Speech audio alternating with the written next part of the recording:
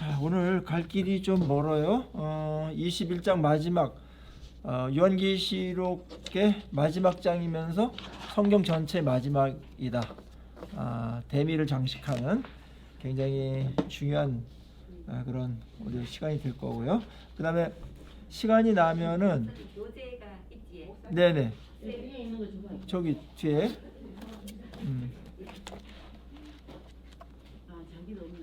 네, 집에 계신 분들은 뒤에 그 22장 교재를 보시면 되겠습니다. 정리를 할 시간이 나면 좋겠어요. 제가 11시에 딱 끝나니까 앞에 좀 빨리 당겨 보도록 그렇게 하겠습니다. 우리 22장은 그 새 예루살렘의 모습을 보여주고 거기서 누리는 복이 뭔가, 천국에서 누리는 복이 뭔가 그런 얘기를 하고, 그 다음에 마지막 부분에서 예수 그리스도가 증거하는 것, 성령이 증거하는 것, 그 다음에 신부인 교회가 증거하는 것, 그다음에 사도 요한이 마무리 말을 하는 것으로다가 이제 모든 요한계시록이 마무리가 되겠습니다. 근데 요한계시록의 그 마무리 새 예루살렘이라고 하는 천국이죠. 천국인데 거기서 우리가 발견할 수 있는 것은 이 마지막 장이, 성경의 마지막 장이 성경의 첫 장하고 연결되어 있다, 그런 거예요. 그러니까 창세기 1장을 배경으로 해서 성경 마지막 장인 요한계시록 22장이 설명되어지고 완성되어진다. 첫 창조, 태초에 하나님이 천지를 창조하시고 만물을 창조하신 이후에 인간이 타락을 했고 하나님께서 구속하시고 어떻게 회복하시는가, 그 회복이 완성되는 것, 그것이 21장 22장에서 나왔습니다. 그런데 창세기 1장에서 천지 창조도 에덴 동산이 너무너무 아름다웠죠. 그런데 마지막 새 창조는 리모델링 하는 수준이 아니고, 리모델링 하는 것도 있어요. 그러나 새로운 새 창조가 일어난다. 새 예루살렘. 처음에는 동산을, 이렇게 시골스러운 부분을 하나님께서 창조하셨다면 마지막은 새 예루살렘 성이다. 도시 이미지가 좀 있다. 뭐 그런 점도 재미가 있는 부분이죠. 근데 이 22장의 천국의 모습을 보면 그 무엇을 지금 묘사하려고 하냐면은 생명이라는 키워드 갖고서 설명을 합니다. 1절 보시면 또 그가 수정같이 맑은 생명수 강을 내게 보이니 하나님과 및 어린 양의 보호자로부터 나와서, 이런 말이 있죠. 에스겔서 47장에서는 요 말씀이 문지방에서, 성전의 문지방에서 강물이 흘러나와서 흘러가는 곳마다 생명력 있게 어떤 일들이 벌어지죠. 과실도 맺고 꽃도 피고 잎사귀도 무성하게 일어나고 하는 그런 일이 벌어지는데, 여기서는 생명수의 강이 하나님과 어린 양의 보호자로부터 나온다. 그러니까 생명의 근원이 하나님이시고 예수 그리스도시다. 그런 걸 이야기하는 것이고, 거기에 생명수의 강이다 라고 했을 때 그 천국은 이 생명수 강으로 인해서 생명력이 풍성하고 완전하게 일어나는 것이다. 그런 이미지를 갖고 있죠. 그러니까는 우리가 부활해가지고 이제 성화되어가지고 천국에 갈 거 아니에요. 예루살렘 성에 입성을 하면은 거기에는 생명을 방해했던 것들, 죄나 사탄이나 우리의 뭐 연약함이나 병들미나 장애나 이런 게 다 제거되니까 그냥 생명이 하나님께서 주시고자 했던 원래 창조했던 생명력을 그대로 다 만끽하게 된다. 생명이라서 다 생명이 아니잖아요. 제가 호스피스 병동이라든지 요양원에 이렇게 가보면 이렇게 이제 누워 계신 분들이 있는데 생명이 깜빡깜빡 하시더라고요. 그런데 또 뭐 손흥민이나 축구 국가대표 뛰는 거 보면 생명력이 또 왕성하잖아요. 이제 그 정도의 차이가 아니라 이거는 우리가 전혀 다른 우리의 육체와 영혼을 가지면서 그런 측면에서의 새로운 생명력, 그것이 풍성합니다. 여기서 강이라고 표현한 거는 에덴 동산에도 강이 흘렀죠. 생명과 강은 연결이 있어요. 그리고 이제 문명의 발상지를 보면은 거기에 꼭 뭐가 있어요. 강 주변에서 일어나죠. 왜냐하면 강은 생명이고 젖줄이기 때문에 그렇습니다. 근데 천국도 그렇게 이야기를 하고 있죠. 길 가운데로 흐르고 가는 곳마다 생명력이 풍성해진다. 성령의 임재하심으로. 그러니까 생명을 풍성하게 하고 생명을 만드신 분이고 관리하는 분은 누구냐면 성령님이세요. 그러니까 우리가 예수 그리스도를 믿고 중생하게 되는데 중생할 때 생명이 탄생하는 거잖아요. 새 창조가 일어나는 거거든요. 그때 그걸 누가 하세요? 성령님이요. 성령님은 생명의 영이시다. 그래서 요한복음 7장 38절에 믿는 자, 예수를 믿는 자의 그 뱃속에 생수의 강이 흘러가리라 그랬죠? 생수의 강, 복수의 생수의 강들이, 그거는 성령을 가리킴이라 이렇게 해석을 해놨으니까 우리 안에 사실은 여과 없이 생명의 강 같은 것들이 흘러가고 그 생명력이 우리의 전인격과 영혼까지도 다 영향을 미치게 된다. 자, 그 다음에 두 번째 있는 게 생명나무에 2절에 보면은 강 좌우에 생명나무가 있어 12가지 열매를 맺고 달마다 열매를 맺는다. 또 그 잎사귀는 만국을 치료하기 위해서 있다. 그렇게 되어 있습니다. 이 생명나무도 에덴 동산에 있었었죠. 이거를 먹으면 영원히 살게 되고 그렇게 돼요. 그러니까는 앞에 것은 강물은 생명의 풍성함과 완성된 어떤 그 생명력을 말한다면은 생명나무는 뭐냐면 영원히 사는 것과 연관이 있죠. 그래서 인간이 타락한 이후에 그 생명나무를 지켰죠. 천사들이 따먹지 못하도록. 왜냐하면 죄된 몸으로 영원히 사는 것은 그것은 비극이기 때문에 그래서 인간이 영원히 살지 못하게 된 겁니다. 그런데 이 생명나무의 과실이 풍성하게 열리는데 그것을 따먹는 자들이 영원히 살게 되는 그런 것으로다가 비유가 되어 있고, 오래 살기만 하면 뭐 하겠습니까? 아프지 않고 병들지 말아야 되죠. 근데 잎사귀들은 만국을 치료하기 위해 있다. 생명나무의 잎사귀만 먹더라도 우리의 연약함이나 병든 것 이런 것들, 뭐 바이러스, 뭐 코로나 이런 거 만약에 거기는 없겠지만 그런 것이 있을지라도 다 없어져 버린다. 공황장애 없다. 우울증 없다. 암 없다. 치매 없습니다. 걱정하지 않으셔도 돼요. 그런 생명력의 풍성함을 이야기하고 있고, 그 다음에 3절에서 5절은 그 생명의 존귀함을 얘기해요.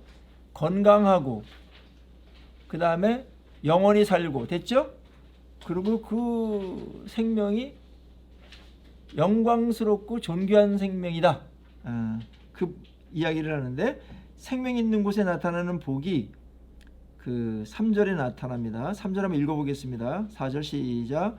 다시 저주가 없으며 하나님과 그 어린 양의 보좌가 그 가운데 있으리니 그의 종들이 그를 섬기며 그의 얼굴을 볼 터이요 그의 이름도 그들의 이마에 있으리라. 거기가 저주가 없다. 저주는 영적 어둠, 부패, 고통, 대립, 재난, 사건, 사고 이런 것들입니다. 그런 게 없다. 그리고 거기서는 하나님을 섬긴다. 뭐 당연한 말 같은데요. 이게 굉장히 중요해요. 하나님을 온전히 섬겨요. 예배하고 찬양하고 충만한 임재 속에서 섬겨. 그때는 얼굴과 얼굴을 마주대야 할 것이요. 서로 볼 것이요. 지금은 거울로 보는 것 같이 힘이 하나. 그때 그 거울은 지금 거울이 아니고 동으로 만든 거울이에요. 그래서 힘이에요. 근데 그때는 얼굴과 얼굴을 마주대해서 본다. 그러니까 하나님을 섬기는 이 놀라운 일들이 우리에게 계속되는데, 자, 이거는 왜 언급하는 게 중요하냐면은 인간이 창세기 1장, 2장, 창세기 이제 3장에 타락을 하는데 하나님을 섬기도록 되어 있었죠. 그게 창조 질서죠. 우리 피조물은 하나님을 하나님으로 대접하고 섬기는 것이 우리의 본분이고, 하나님은 그런 우리들에게 복을 내려주시고, 그런 아름다운 관계가 창조 질서란 말이에요. 그런데 인간이 죄가 들어오면서 하나님을 섬기는데 실패해버렸어요. 아주 안 섬기고 배신 때려버리고 배반하는 사람이 있는가 반면에, 예수를 믿고 교회 다니는 사람들도 그동안에 섬긴다고 하지만 좀 부족하게 섬기죠. 죄도 있고 이기적인 것도 있고, 섬기는 척하면서 뭐 이제 이익도 챙기고, 이제 나한테 뭐 이익이 될까 해서 이제 하나님 더 섬기고, 이런 것도 좀 섞여 있잖아요. 예, 그런 정도의 섬김이 아니고 온전한 섬김이 이루어진다. 그러니까 이 섬김은 굉장히 중요한 게 이거예요. 인간은 하나님 섬기도록 만들어졌는데, 하나님을 섬기지 않으면 인간이 어떻게 될까요? 다른 걸 섬기게 돼 있어요. 피조물을. 그게 창조 질서를 깨버리는 거라. 그거를 우리는 우상숭배다, 그렇게 말하는 거예요. 우상숭배가 왜 하나님께서 가장 싫어하는지 아시겠죠? 하나님이 시기해가지고 싫어하는 것도 있는데, 창조 질서의 판을 깨버리는 거라.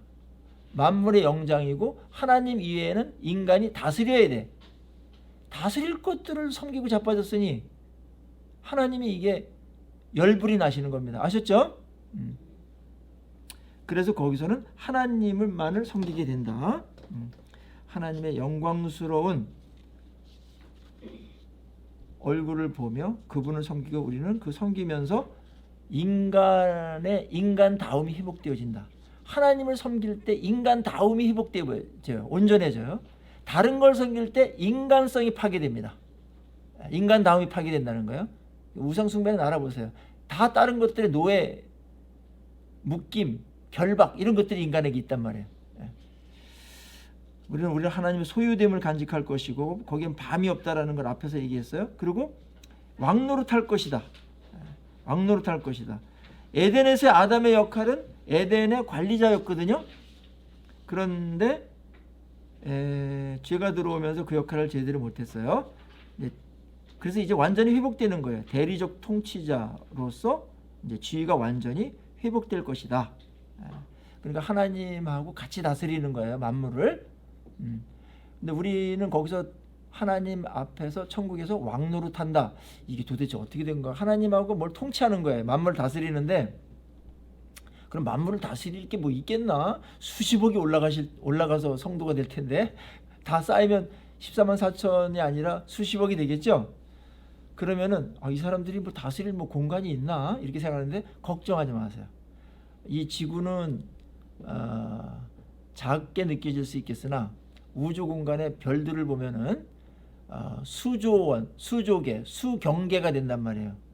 5천억 개의 은하계가 있고 3천에서 5천억 개의 은하계가 있고, 한 은하계 안에 5천억 개 정도의 별이 있으니까 5천억 곱하기 3천억만 하더라도 이게 공이 몇 개인지 한참 세야 되는데, 인간이 이렇게 만원경으로 다 이렇게 파악한 숫자가 그렇고, 우주의 끝은 어딘지 모르겠기 때문에 더 많은 공간들도 있고 많겠죠.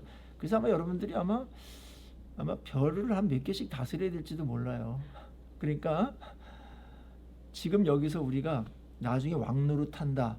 그래서 지금 인격과 성품과 이런 걸 준비시키는 것이고, 그리고 이 땅에 살아갈 때 우리는 나중에 왕노릇할 자들이니까, 천국에 그냥 들어가서 가만히 앉아있는 게 아니에요. 왕노릇할 자이니까 이 땅에서 어떻게 해요? 여러분들의 그 자존감이, 자아상이 나는 왕노릇할 자다. 왕의 자존감이 있어야 된다. 그리고 세상 사람들 너무 뭐 부하지 말아라. 제발. 왕이 아합처럼 포도원 뭐 그거 갖고 싶네 해가지고 이세벨한테 막 찡찡대가지고, 이세벨이 또 여장부 같아요. 걱정하지 마요. 그거 찡찡대고 남자가 이래가지고 그냥 그 사고 쳤잖아요. 그렇게 하지 마시고, 이 땅에서 비록 하나님 때문에 손해본 것들도 있고, 그러나 또 축복받은 것도 많고, 그러나 세상에서 로마를 부러워하거나 황제를 부러워하거나 그럴 필요 하나도 없다. 왕노릇한다. 이런 좀 자존감을 가졌으면 좋겠어요, 여러분들. 왕 같은 제사장으로서 그런 거를 지금 이야기하고 있고, 그것이 계속 그 얘기를 하다가 이제 실현되는 거예요. 새 예루살렘 성, 새 하늘과 새 땅이 되면은. 자, 그러면서 이제 두루마리에 대한 예언이 나오는데 이것은 천사들의 끝맺는 말이에요. 그러니까는 22장 6절에서부터 22절까지는 새 예루살렘 환상의 결론이자 전체의 결론 부분으로서 독자들에게 경고와 훈계와 확신을 주는 것으로 구성되어 있습니다. 이렇게 두루마리의 예언을 들은 사람들은 어떻게 살아야 하는가? 이 두루마리는 사도 요한이 쓴 요한계시록을 말하고 또 좀 넓게 하면 성경 전체를 말한다고 볼 수가 있어요. 그래서 첫 번째는 이 천사가 뭘 증언하냐 하면은 이 요한계시록은 이 말은 참되고 신실하다.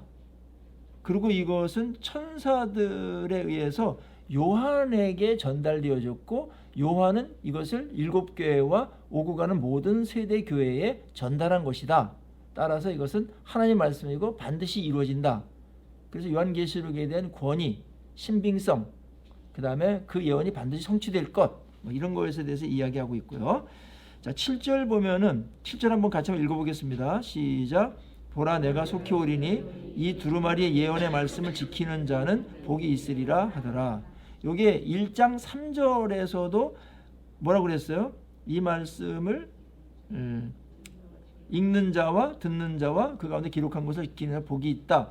때가 가까움이라 그렇게 말했죠. 그러니까 앞뒤가 지금 딱 맞는 거예요. 수미 쌍관법이라고 말하죠, 이런 거를. 그래서 우리가 마지막 때에 천국이 임했을 때 그때 가장 복된 자는 누군가? 말씀을 지키는 자다. 이렇게 말하는 것입니다. 그러면서 동시에 마지막 때를 그럼 우리는 어떻게 준비해야 되는가? 흰옷 입고 어디 가가지고 매일 밤낮 기도해야 되는가? 그게 아니고 말씀을 지키는 게 이 땅에서 그날을 가장 복되게 맞이하는 준비가 된다. 그 얘기를 지금 하는 거예요. 이건 명심하셔야 돼요. 말씀을 순종하는 것은 언약이고 시편 1편에서도 말씀을 묵상하고 주야로 묵상하는 자들이 즐거워하는 자들이 가장 복이 있다고 그랬죠. 이거는 총체적인 복을 말하는 거예요. 한두 가지 복이 아니고. 그러니까 복은 언제나 말씀에 대한 반응과 연결시켜서 성경은 설명을 해요. 오늘 마지막에도 이 말을 하고 사실은 결론을 내린단 말이에요. 그러니까 우리는 이 땅에서 잘 되기를 바라고 인생에 가치 있기를 바라고 의미 있게 있기를 바라고 승리하기 바라고 그렇게 되죠. 그런 것들을 다 총체적으로 복이라고 하는데 그 복은 말씀을 지키는 데서부터 주어지는 것이다. 그러니까 말씀을 지키는데 우리는 혼신의 힘을 다해야 되고 거기 헌신해야 되는 건 너무 자명한 거예요. 이 말을 믿는다면 이렇게 엄청난 복이 우리에게 주어지는 것이라면 우리가 그걸 우선순위로 해야 되죠. 그래 안 그래요? 우리 자녀들에게도 우선순위로 너는 말씀 지켜야 된다. 뭐 그냥 노력하고 뭐 영수학원 잘 다니고 이거 일반적으로 해야 돼요. 그러나 말씀을 공부하고 말씀 순종하는 것 이거 최우선순위로 놓는 것이 너무나도 마땅한 거라는 거예요. 사탄은 이거를 못 놓도록 다른 게 비슷하게 중요한 거 뭐 이런 것들을 막 우선순위를 섞어가지고 교회도 헷갈림을 받고 신학교도 헷갈림을 받고 그럴 수 있다라는 거예요. 언제나 성경은 일관되게 선언해요. 말씀을 지키는 자가 복이 있다고. 말씀을 지키는 것 자체가 승리라고. 말씀을 순종한 것만큼 성공한 것이라고. 그렇게 말하고 있는 것입니다. 자, 다시 한번 우리가 이제 주야로 묵상하는 것이 얼마나 중요한가를 다시 한번 또 확인하고요. 사탄은 어떻게든지 그거 하루라도 빼먹게 만들고 뭐 말씀에서 멀어지게끔 하는 거예요. 멀어지면 사탄은 너무나 쉬운 거예요. 한국 교회가 어떻게 돌아와야 되고 어떻게 다시 한번 부흥해야 되는가? 말씀으로 돌아와야 된다. 다른 것보다도. 두루마리의 그 예언을 봉하지 말라 그랬어요. 10절에는 이거는 마음껏 읽고 마음껏 깨닫고 마음껏 전해야 된다. 그런 암시죠. 말씀을 지키는 게 결정적이라면 말씀을 지키기 위해서 우리 어떻게 해야 되죠? 첫째로 무식하면 안 돼요. 무식하면은 무조건 못 지키게 돼 있어요. 하나님의 생각과 우리 생각이 너무 다르기 때문에. 그래서 무지는 재앙이에요. 말씀에 대한 무식하는 것은 재앙이에요. 알았죠? 근데 한국에 보면은 말씀에 대해서는 그렇게 많은 관심들을 갖는 것 같으면서 사실은 몰라요. 너무 몰라요. 다른 데 막 쫓아다녀 많이. 뭐 뜨끈뜨끈한데 뭐 자극적인데. 여러분 그것도 가끔은 필요하고 뭐 인생이 필요한 때이지. 근데 말씀을 쭉 하면서 가야 그것도 안전하고. 알았죠? 이 무식하면은 막 뭐 좋은데 반응 뭐 이게 자극하는 대로 막 가고 막 이러니까 보이는 대로 쫓아다니는가 뭐 나중에 아닌가비요 이러고 끝나고 막 이런단 말이에요. 그래서 로이 존스 목사님 말씀은 빛과 같다, 햇빛과 같다. 첫째는 밝음이 있어야 된다. 이렇게 분별하고 두 번째는 뜨거움이 있어야 된다. 이렇게 말했어요. 말씀을 보고서 맹숭맹숭해. 이것도 아니에요. 오늘 천국 얘기를 제가 하는데 이런 어마어마한 엄청난 이 천국 얘기를 하는데 우리나라가 포르투갈하고 할 때 황희찬 선수가 골 넣은 것만큼 반응을 안 한다. 이거는 좀 약간 이상한 거라는 거예요. 알았죠? 그러니까 성경을 잘 읽는다라는 것은 성경이 알려주는 것에 대해서 우리가 전인격적으로 반응하는 거예요. 그래서 성경은 빨리 읽으면 안 되고 묵상을 해야만 약간씩 이렇게 들어오는 거 알았죠? 묵상을 깊이 할수록 와 그렇네 막 이러면서 와 이렇구나 하면서 막 이게 이제 우리 안에 막 이제 느낌으로 오고 뜨거움으로 온단 말이에요. 대충 읽으면 머리만 쭉 가고 여기까지 안 내려와요. 그러면 행함도 안 해요. 지금 엄청난 지금 천국에 대한 이야기를 하는데 가만히 있는 분들 우리 교회에 보니까 있더라고요. 그래서 내가 그랬어. 이런 엄청난 천국이 우리의 것이라고 얘기하는데 가만히 있는 분들은 너무나 좋은데도 인내심을 갖고 억지로 참고 있거나 아니면 모르거나 둘 중 안에 하나다. 이번에 축구를 이제 포르투갈전하고 봤거든요. 근데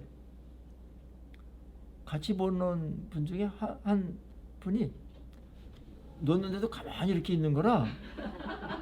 그래서 안 기뻐요? 우린 막 난리가 났는데 안 기뻐요? 막 환호하고 막 거의 광란의 수준이었는데 그러니까 좋습니다. 그러면서 가만히 이렇게 있더라고요. 평소에도 좀 그런데 그러더라고요. 뭐 그런 사람도 저는 있겠죠. 성격이 아니면 아주 절제를 너무 잘한다든지 뭐 이런 사람들. 근데 우리가 말씀을 볼 때 느낌이 와야 된다. 그거에 대한 참된 지식은 가슴으로 내려오게 돼 있고 가슴으로 내려왔을 때 우리는 반응하게 되어 있다. 두루마리에 대한 예언에 대해서 말하고 있고 그 다음에 예수님의 끝맺는 말이 있어요. 천사가 성경에 대해서 이야기했다면 이제 예수님의 끝맺는 말은 예언에 대한 반응과 보상에 대한 이야기를 합니다. 12절에 보니까 보라 내가 속히 오리니 내가 줄 상이 4개 있어 각 사람에게 그 행한 대로 갚아주리라. 나는 알파와 오메가요 처음과 마지막이요 시작과 마침이라. 이게 처음에 1장에서 나왔던 말씀이 뒤에 반복되고 있죠. 예수님께서 내가 너희들한테 상을 줄 거다. 어떤 사람에게요? 말씀 지키는 자.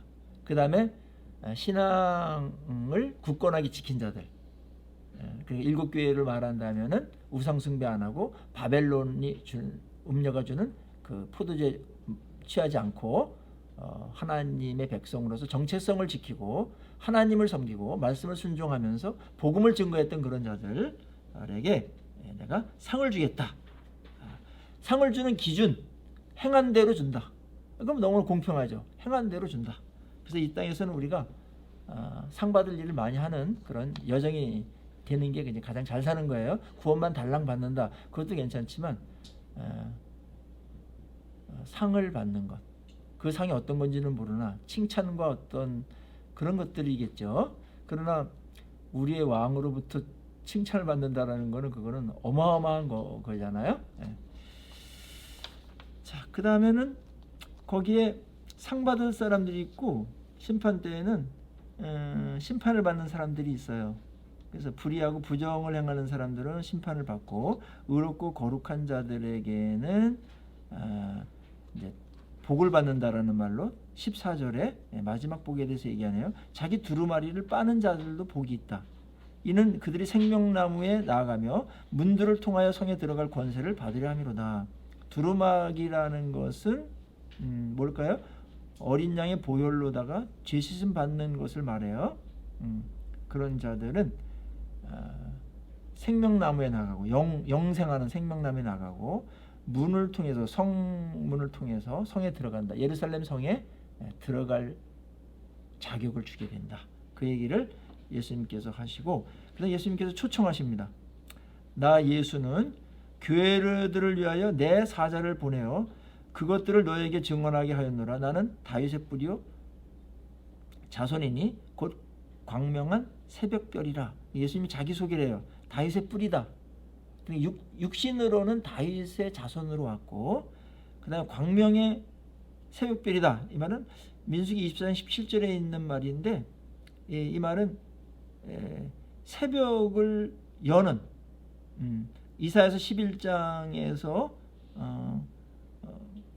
다윗의 후손에 대한 얘기를 했고, 그 다음에 민수기에서는 광명한 새벽별을 얘기했는데, 이거는 여명과 함께 떠오르는 별이죠. 어둠을 물리치고 빛을 가져오는 별, 새 시대를 가져오는 별로다가 예수님을 이야기했고, 예수님은 열방의 구원자로서 자신을 계속해서 요한계시록에서 계시해 오셨습니다. 그리고 마지막 날에 예수님의 교회가 열방을 향한 그런 증거에 참여하도록 요청하고 있습니다.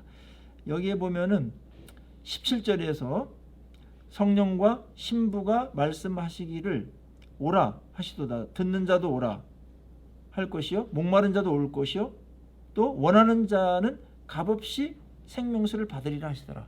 예수를 믿고 하나님께로 돌아와라. 그러면 너희들이 예루살렘 성에 들어갈 수가 있으며 영원한 풍성하고 완벽한 생명을 누리게 될 것이다. 열방을 초청하고 있고, 성령은 신부인 교회도 열방을 초청하고, 예수와 성령과 신부가 다 열방들을 초청하는 그런 내용들이 소개되어 있습니다. 자, 이제 진짜 끝부분인데 사도 요한의 끝맺는 말이에요. 이게 사도 요한이 저자니까 이 책을 다 쓰고 나서 마무리를 이제 사도 요한이 하는데 예언에 대한 경고를 해요. 18절 19절 한번 같이 한번 읽어보겠습니다. 시작.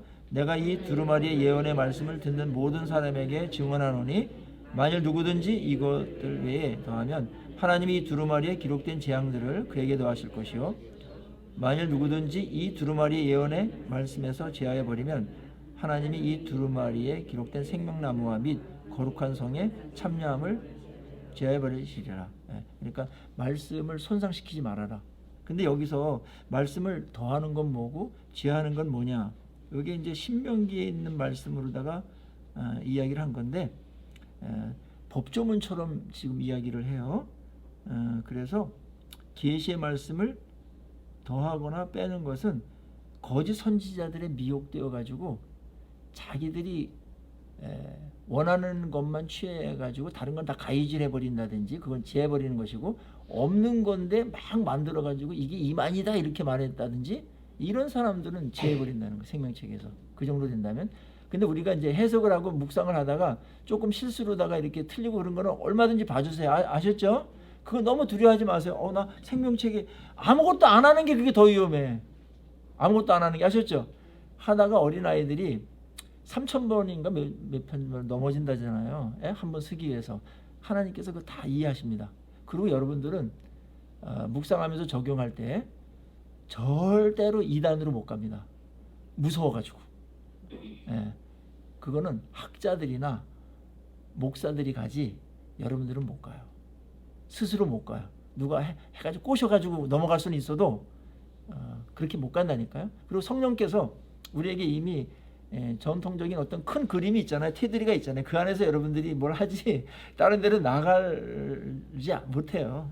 그래서 그런 것을 얘기하는 것은 아니다. 뭐 칼빈이나 뭐 어거스틴 이런 사람들도 부추석서 보면 지금 와서 보면 틀린 게 많아요. 그거는 하다 보면은 있게 되는 거예요. 아셨죠? 그러나 나중에 또 알려주면 또 고치면 되고, 그래요. 그러나 또 이렇게 자의적으로 이렇게 해석하지 않도록 어떤 문맥을 따라 가지고 하는 그런 충실성을 우리에게 보여야 되고, 최선을 다해서 말씀을 따라서 나는 하려고 한다. 그거는 여기에 해당되지 않는다. 아셨죠? 여기 해당되지 않아요. 성령 해방죄가 뭐 조금만 뭐 성령 받은 사람 어떻게 뭐 하면은 이거 해방죄가 그게 아니고, 그거는 성령의 일이 분명한데도 불구하고 고의적으로 시기로 악의적으로 그거를 대적하는 거를 말하는 거지, 적극적으로 대적하는 걸 말하는 거지, 그거 아닌 것 같은데, 그거 조심해야 되는데, 이렇게 하는 거는 원래 해야 되는 거예요. 그게 그런 사람을 성령 해방죄라고 절대로 말하지 않습니다. 이런 것에 좀 자유로움을 누리세요. 좀 하나님을 이렇게 아주 뭐 쫀쫀하신 분이나 그런 분이 아니에요. 뭐 그런 식으로 말한다면은 뭐 우리 벌써 죽었지. 3살 때 죽었어요. 벌써 3살 때. 계속 길게 보고 가시는 거예요.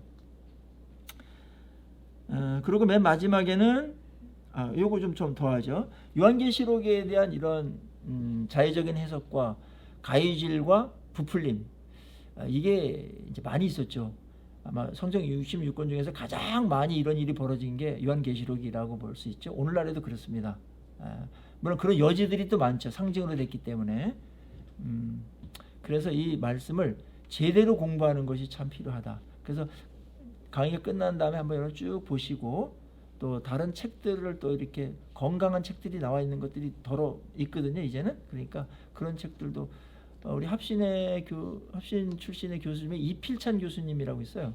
이분이 요한계시록 강해를 성서연유에서 썼는데, 그분 책이 가장 그 안전하고 건강하다 그런 평들을 하더라고요. 그러니까 그런 책들도 나중에 보시면 이해가 더 될 것 같습니다. 자, 마라나타와 축원으로 끝납니다. 자, 20절 한번 읽어볼까요? 시작. 이것들을 증언하신 이가 이르시되 내가 진실로 속히 오리라 하시거늘 아멘 주 예수여 오시옵소서. 이렇게 끝나요. 여기서 사실 다 끝나는 거예요. 예수 그리스도는 내가 속히 오겠다,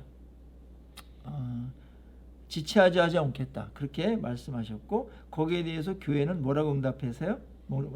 아멘 예수여 오시옵소서. 마라나타. 이게 한 목소리로 저희들이 기다리는 겁니다. 그게 고대하는 겁니다. 이렇게 아멘 주 오시옵소서. 이제 7교회는 그렇게 말했던 것이고, 천상에 있는 성도들도 그렇게 말했던 것이고, 우리는 내가 곧 간다. 그러면 에이 예수님 좀 더 다음에 오세요. 다음에 이렇게 이제 하는 사람들이 많은데, 우리도 주님이 언제 오시더라도 아멘 주 예수요 오시옵소서, 이렇게 반응할 수 있는 삶을 살아야 되겠죠. 우리는 물론 이런 사람이 있어요. 우리 친척 중에 또 아는 사람 중에 아주 구원받지 못한 사람이 있는데, 그 사람 때문에 그런 마음을 갖는 거는 좋은 마음이나, 내가 준비가 안 돼가지고 벌써 10년 전에도 똑같이 그렇게 미루다가 10년 전에도 내가 갈까? 아니요. 5년 전에도 또 아니요. 작년에도 내가 갈까? 안 됩니다. 계속 그렇게 가다 만나면 안 된다는 거. 어느 날 뭐 그거 무시하고 오시겠죠? 언제 오시더라도 준비된 삶을 살아라. 그게 이 종말론에 대한 메시지입니다. 메시지. 예수님도 그랬죠. 그래서 그날과 그 시는 아무도 안 가르쳐 준 거예요. 왜냐하면 잘 준비된 상태로 계속 진행되는 게 신실함이기 때문에, 언제 간다 그러면 그때만 막 땡땡이 치다가 그때만 좀 이렇게 바짝 하는 거는 신실한 게 아니잖아요. 일관성이 없잖아요. 그런 인간을 아시기 때문에 그날과 그때와 그 시는 안 가르쳐 주셨습니다. 잘하셨죠? 자, 그러면 이 앞부분에 목차를 한번 보세요. 정리를 그래도 빨리 할 수 있겠네요. 자, 목차를 보시면 1장은 서론으로서 예수 그리스도에 대한 계시다 이렇게 말했죠. 편지고 묵시다 이런 말을 했던 거 기억나시죠? 요한계시록 해석할 때 가장 중요한 거, 예수 그리스도가 누군가 어떤 일 하시는가가 가장 초점이다. 그분이 다시 오신다. 이게 굉장히 중요한 거예요. 그분이 승리하실 것이다. 그분이 우리를 귀하게 여길 것이다. 우리 함께 하신다. 이게 이제 요한계시록에 나타난 그분은 싸움을 해서 교회를 대적하고 하나님을 대적하는 자들을 다 멸망시킬 것이다. 바벨론도 멸망시킬 것이다. 그 다음에 7 시리즈 심판을 주관하실 것이다. 예수님 역사의 주인이시기 때문에 알파 오메가고 처음과 마무리 되시는 분이기 때문에 창조하셨던 분이 마무리도 깔끔하게 하시고 아주 더 완벽하게 하신다. 그런 예수 그리스도 중심으로 이게 쓴 거예요. 2장 3장은 뭐에 대해서 얘기했어요? 7 교회예요. 7 교회에 대한 예수님의 평가와 권고예요. 이 평가가 의미가 있는 것은 심판자이신 주님께서 이러한 근거를 갖고서 마지막도 교회를 평가하실 것이기 때문에, 그래서 판례와 같다 그런 얘기를 했어요. 판례와 같다. 그 다음에 4장 5장은 하늘 보좌와 어린 양에 대해서 이야기합니다. 4장은 보좌가 딱 중심에 하나님의 보좌를 중심으로 한 하늘의 모습. 그 다음에 5장은 어린 양을 중심으로 한 보좌의 모습인데, 이제 여기에 이제 그 환상이 나타나 가지고 어려움이 있는데, 보좌가 있고, 알았죠? 보좌는 권력이 집중된 곳이에요. 권세가 집중된 곳이에요. 그 다음에 이 보좌 주변에 뭐가 있어요? 뭐가 있었죠? 네 생물이 있었죠. 네 생물. 네 생물. 네 생물을 뭐라 그랬어요? 에? 네 생물은 스랍이라는 천사들, 천사. 천사라고 하면 좋겠어요. 네 생물. 그 다음에 뭐가 있어요, 여기에? 24장로가 있죠? 24장로. 교회를 대표하는 24장로, 성도를 대표하는. 그 다음에 뭐가 있어요? 7 영이 있었죠? 7 영은 뭐예요? 7 영, 완벽한 영이죠? 성령이요. 그러니까 보좌 주변에 천사가 있어요.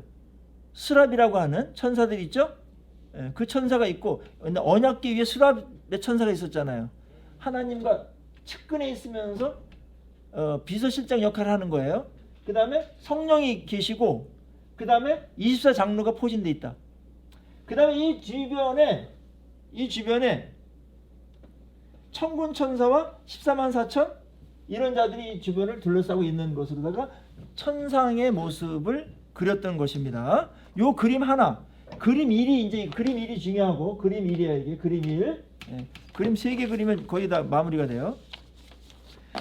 자, 그 다음에 6장은 7인, 그 다음에 7장은 막간이 있고, 8장, 9장이 7 나팔이 있어요. 예. 그리고 16장에 가서야 7 대접이 쏟아지는데, 7 심판 시리즈 있죠? 7 심판 시리즈 그림 2번째인데, 그림 2번째. 7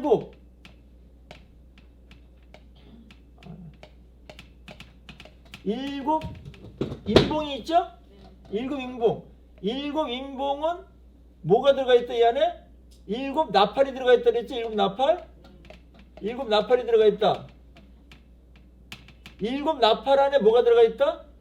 7 대접이 들어가 있다. 알았죠? 이렇게 구성되어 있다. 이거는 시간이라기보다는 신학적인, 그 다음에 상황적인 부분을 다면적으로 보여주는 것이다. 그러나 시간이 흘러가긴 가요.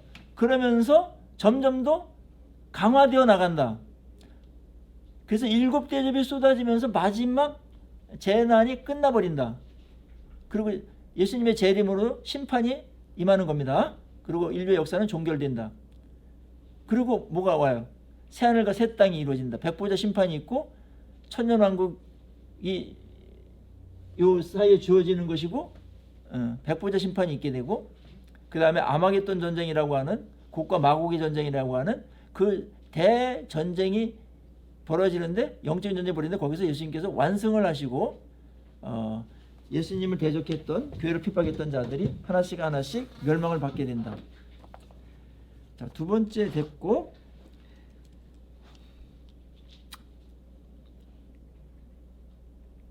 10장에서는 두루마리와 증인에 대한 이야기가 나오고, 두 증인은 성령과 교회예요.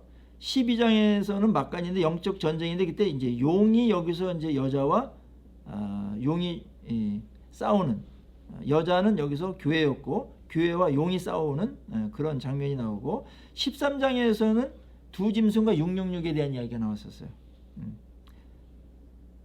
두 짐승은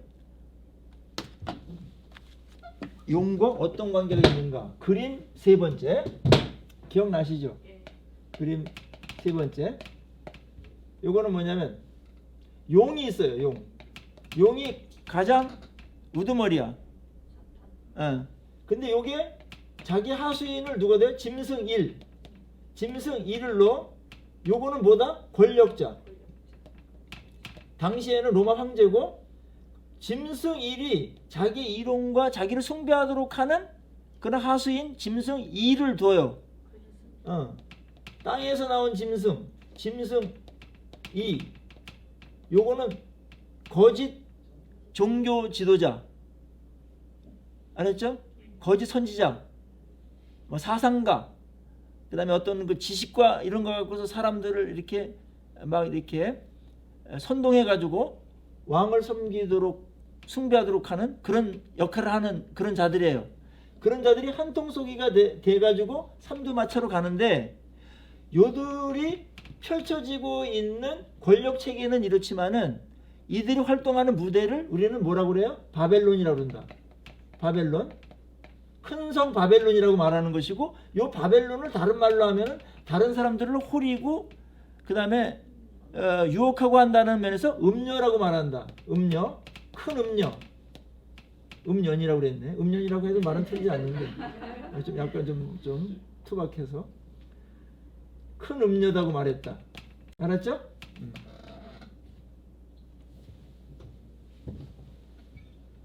요 세 그림만 이해하면은 이게 그림이 확 들어와서 뭐 그거 이렇게 그 구조를 아니까 아마 잊어버리지도 않고 이제 쉽게 될 겁니다. 그리고 이제 14장에서는 천상의 모습인데 13년 사천의 모습이 나오고, 15장에 하늘 제단 찬양이 나오고, 7대접 준비하고요. 16장에서 7대접이 이제 부어집니다. 이때는 뭐 1서부터 7까지 그대로 뭐 스트레이트로 바로 갑니다. 왜냐면 7 안에 다른 게 필요가 없어. 마지막이니까. 그래서 17장, 18장에서는 큰 음녀 바벨론이 멸망해요. 여기서부터 멸망을 하게 되는 거 알았죠? 멸망의 순서는 밑에서부터예요. 음녀가 일단 멸망돼요. 바벨론이 멸망이 되고, 그 다음에 19장에서는 누가 멸망이 돼요? 이때는 19장에서는 요 짐승이 멸망해요. 두 짐승이 멸망되어지고, 20장에서는 용이 멸망돼. 알았죠? 요게 17, 18장에서 큰 음녀, 19장에서는 두 짐승이 잡혀가지고 영원한 유황이 타는 불못에 처박히게 된다. 그 다음에 맨 마지막에서는 이 용이 무정에서 잠깐 나왔다가 전쟁을 하고서 거기서 완전히 패망을 해서 영원한 불못에 던져지게 된다. 그거로서 이 모든 자들이 심판을 받고 멸망하게 되는 것으로 끝나면서, 그들의 멸망은 예수 그리스도의 승리가 되는 것이고 교회의 승리가 되는 것입니다. 이들을 이렇게 굉장히 센 것으로 표현한 것은 실상이 이 땅에서 그 정도의 위력이 있고, 그 다음에 예수 그리스도의 권능과 능력이 얼마나 큰가, 그거를 또 보여주기 위한 그런 장치이기도 하죠. 그래서 이제 20장에서는 이 사탄이 결박됨으로 인해서 모든 게 일망타진되어지고 치유심판, 백보자 심판이 이루어지고요. 그러고 나서는 21장서부터는 악이 다 제거됐으니까 새하늘과 새 땅에 대한 새 창조가 일어난다. 그리고 새 예루살렘 성이라는 것에 집중해서 천국을 설명한다. 그래서 오늘 22장에서도 새하늘과 새 땅에 생명 넘치는 삶을 우리에게 보여줬고, 그 다음에 이제 뒤에 결론으로 마무리 요약하기를 이 책을 지키는 자가 복이 있다. 그러니까 요한계시록 모르면은 엄청나게 이제 이 복을 받는데 지장이 있어요. 그래서 이거를 우리가 이번에 아주 이제 복 받는 어떤 아주 이건 뭐 보통 복이 아니니까 엄청난 어떤 중요한 그러한 시간이기도 했겠다 그런 생각을 하게 되고 우리가 이 땅에서 그날을 준비하는 것은 말씀대로 순종하는 것이 그날을 가장 잘 준비하는 것이다. 힘옷 준비 안 해도 됩니다. 아셨죠? 예수님께서 다 막 쫙 맞춰가지고 여러분의 몸매에 맞게끔 딱 가져오실 것이고 무슨 뭐 다른 거 뭐 엉뚱한 거 할 필요 없어요. 그날을 향해서 오늘 깨어 있어서 이렇게 생각하시면 돼요. 그날 예수님을 만날 때 오늘 이런 것들이 의미가 있겠는가? 상 받을 일인가? 야단 맞을 일인가? 플러스 점수를 보태는 일인가? 마이너스 감점되는 일인가? 그것만 하나 생각하셔도 돼. 알았죠? 그럼 우리의 이 삶이 건강해져요. 건강해져요. 자, 요한계시록의 메시지 한번 정리해 봤어요. 첫째는 역사의 주관자는 누구다? 예수 그리스도다. 그러니까 지금 벌어지는 이 모든 걸 예수님이 지금 주관하시고 허락하시고 허용하신 상태에서 역사가 진행되고 있다. 표면적인 역사가 있고 이면적인 역사가 있고 구속사가 있다. 어디를 향해서 가고 있다? 이 시간과 역사는 마지막 날 심판을 향해서 가고 있다. 재림을 향해서 가고 있다. 아셨죠? 그리고 예수님께서는 역사의 주관자이시기 때문에 반드시 승리하신다. 이 믿음, 고난받았던 자들에게는 이거 엄청난 위로가 됐겠죠. 그리고 우리의 구원도 확실하다. 하나님 나라는 완전하게 임할 것이다. 그래서 뒷부분에 하나님의 나라를 새하늘과 새 땅, 새 예루살렘 성, 그 새 예루살렘 성의 외곽이 뭘로 되어 있었다? 보석과 금으로 되어 있었죠. 그 영광스러움과 존귀함으로 되어 있고, 그 다음에 그 내부에는 뭘로 되어 있었죠? 풍성한 생명으로 가득 차 있다. 그러니까는 자, 영생은 삶의 질을 말하는 건데 천국에서 누릴 삶의 질은 두 가지예요. 요약하면 하나는 존귀하다. 보석처럼. 두 번째, 생명력이 넘치도록 풍성하다. 근데 그것들이 일시적이지 않고 영원으로 지속된다. 이 정도 오면은 뭐 끝나지 않았습니까? 이 땅에서도 우리가 살아갈 때 이러한 우리의 정체성을 갖고 살아요. 여러분들이 하나님의 백성이 되고 자녀가 된 이상 보석처럼 존귀한 자라는 자아상 가지라고 그랬죠? 그날 완전하게 이루어져요. 그 다음에 우리가 영적으로 이 땅에서 건강하고 예수 그리스도로 말미암아 말씀의 은혜로 말미암아 풍성한 삶들을 영위해야 된다. 이 땅에서. 그게 천국을 누리는 것이다. 그것이 영생이다. 아셨죠? 영생. 영생의 내용 존귀함과 풍성한 생명입니다. 그래서 우리는 이런 자들이기 때문에 세상과의 대결 속에서 사탄의 유혹을 받을 때 우리는 무엇을 선택해야 할지 결정하게 된다. 쉽게. 이거를 알면은 예수님이 승리한다. 아무리 핍박이 당하더라도 그날은 반드시 온다. 천국은 임하고 우리는 하나님의 백성으로서 승리하게 된다. 이걸 알면 우리는 배신하거나 그 다음에 무슨 배교하거나 다른 걸 섬기거나 그러지 않겠죠. 밀정입니까? 거기서 이제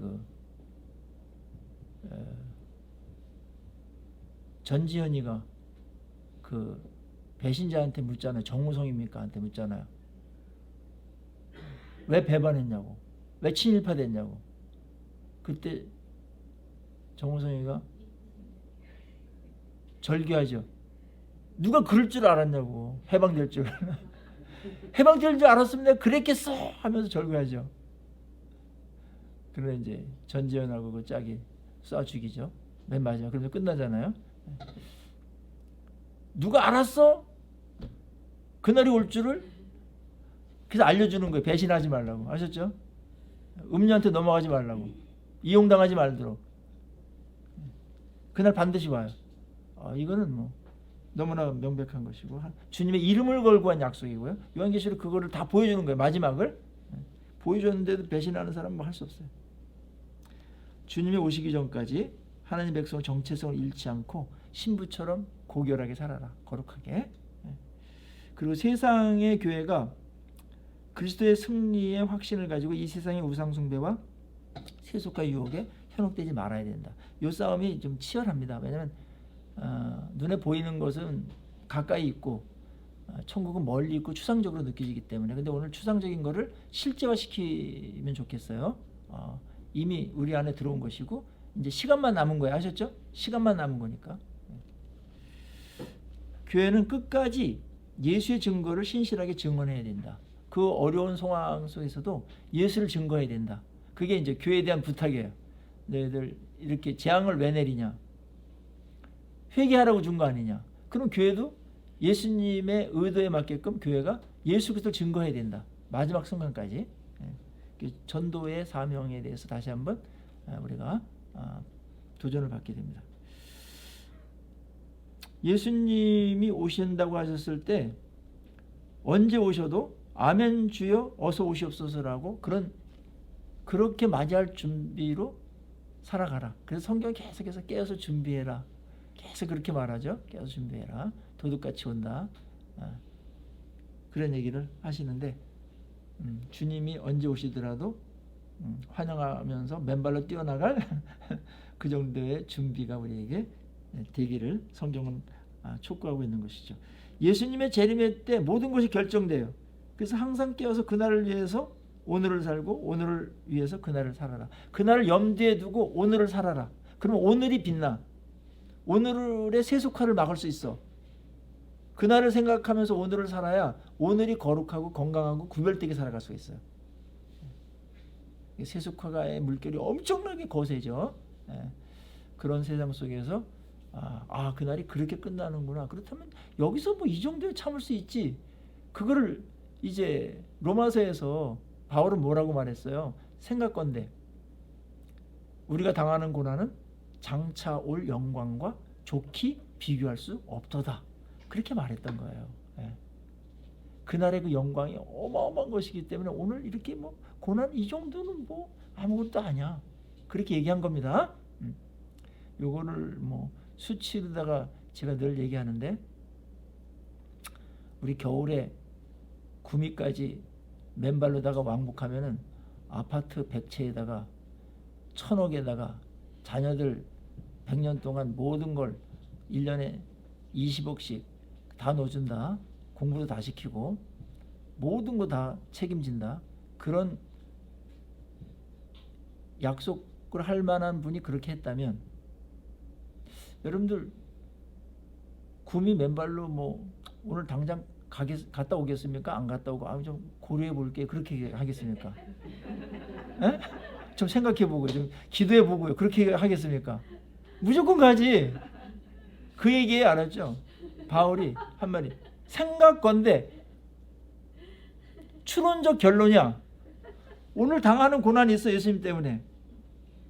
그런데 장철 영광과 비교하니까 이거는 뭐 아무것도 아니야. 세 발의 피야. 아셨죠?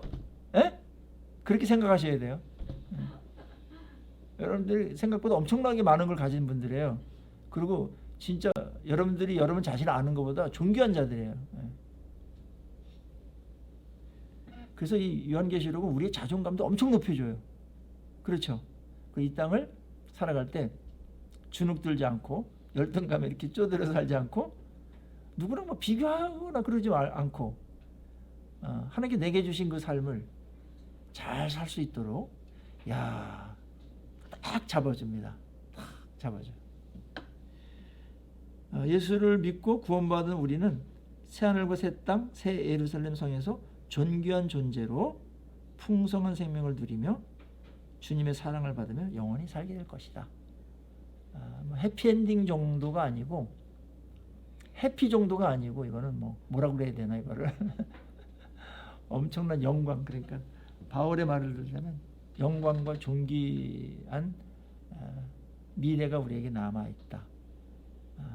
그것이 당시에 로마 황제와 우상숭배의 압력을 받으면서 이리저리 쫓겨다니면서 도망다니면서 살았던 7개 성도들에게 최초의 독자들에게는 얼마나 큰 위로가 됐겠는가. 그 신앙 하나로 그들은 버텨냈고 승리했던 것이죠. 오늘도 우리가 여전히 이 땅도 만만치 않지만 요한계시록의 이 시나리오와 드라마의 결국을 보면서 여러분들도 당당하게 승리하시면서 주님 따라가고 말씀 붙들고 그렇게 구별되게 빛나게 살아가는 승리자의 모습으로 살아가기를 간절히 축원합니다. 네, 우리 강의를 여기서 다 마치겠습니다. 너무나 감사를 드리고요. 제가 이거를 좀 요약을 해서 좀 드릴 것이 있긴 있었는데 제가 이걸 다 이렇게 이제 했는데 너무 글씨가 엉망이라 그냥 올리기가 약간 부끄러워가지고 여러분한테 드리지는 못했는데 나중에 제가 한번 잘 글씨를 잘 쓰든지 아니면 컴퓨터를 잘 만들든지 해가지고 한 장으로다가 요약해서 여러분들한테 다시 한번 보내드릴 것을 기약하겠습니다. 이것은 물론 예수님 재림하기 전에 도달하게 될 겁니다. 네, 수고 많이 하셨어요. 네, 감사합니다. 네.